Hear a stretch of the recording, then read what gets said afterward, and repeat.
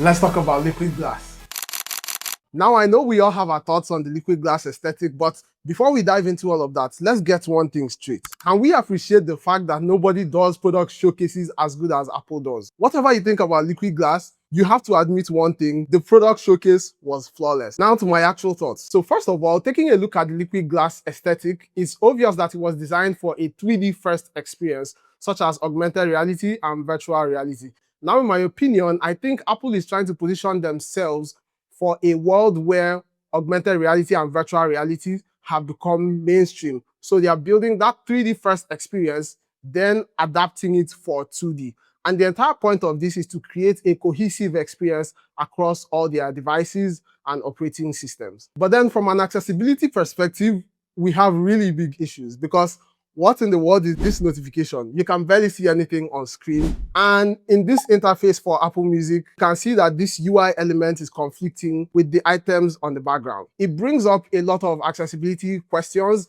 especially for Apple, who has been the one pioneering accessibility for many years, has been the flag bearer of accessibility in the design industry. So I guess these are conversations that are evolving. I look forward to reading about accessibility in particular on their documentation, because all I could see was implementation guidelines. Maybe I haven't read it in depth yet, but I just look forward to see how they handle the accessibility aspects of this. So the third thing I think we need to consider about the liquid glass aesthetic and the evolution of Apple's software is that Apple has been put in a very tight corner. And what I mean by that is this: Apple has been the standard for user experience design for many years. It's kind of like when you're tasked with the responsibility of creating a sequel to a movie everybody loves. It's really, really hard.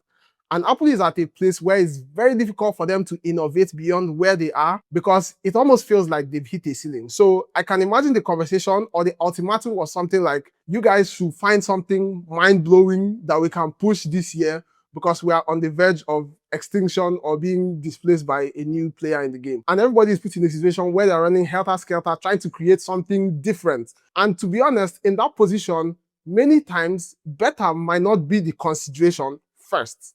Different takes priority over better. Is that a good thing? I don't know if it is. But is it going to work for them? I bet you it will, because Apple is great at marketing. So I think they will push it as far as they can, and they have the money to back it. So I guess we'll see how it performs, judging by the sales of the new iPhone. Now, the fourth thing to consider is differentiation. Now, if you look at the evolution of softwares for mobile devices over the past years, you're going to see that since iOS 7, Apple's flat aesthetic has been adopted by virtually every other player in the industry. So we're at a point where devices are starting to look a lot like each other. So Apple is now in a position where they're asking the question, how do we differentiate ourselves again and become the golden child of the industry once more? And those are the kinds of conversations that lead to this aesthetic. So something else to keep in mind about this liquid glass aesthetic is that even if other people were to find a way to replicate it or do something really, really similar to it, it will weigh heavily on their device's processor. Now, Apple is able to pull this off and have it run seamlessly on iOS devices because of their silicon chips. These silicon chips have been designed natively for iOS, so they will significantly outperform any other player, and it will be a while till they catch up, tying back to that differentiation factor. So this is something they are doing to stay ahead of the game once more. So to my fifth and final point concerning liquid glass, personally, I don't think Apple Intelligence has been the success Apple hoped it would be, and people are not using it as much. And to be honest, I don't think it has been executed the way Apple sold it to people, hence the lack of the adoption and day-to-day use that they expected. So to regain the spotlight in the tech industry, you have to make noise. Shiny things sell.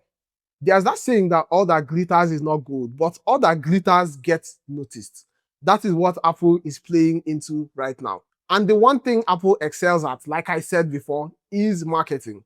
So all they need is something to sell. Whether it is great or not is kind of like a secondary conversation at this point. Right now, Apple is chasing after market share. They have it and they don't want to relinquish it to anybody. And to me, I think these are the factors that have influenced the adoption or the rollout of this liquid glass aesthetic. Now, will this be Apple's Windows Vista moment? Or will it be something that changes the course of technology for the next decade?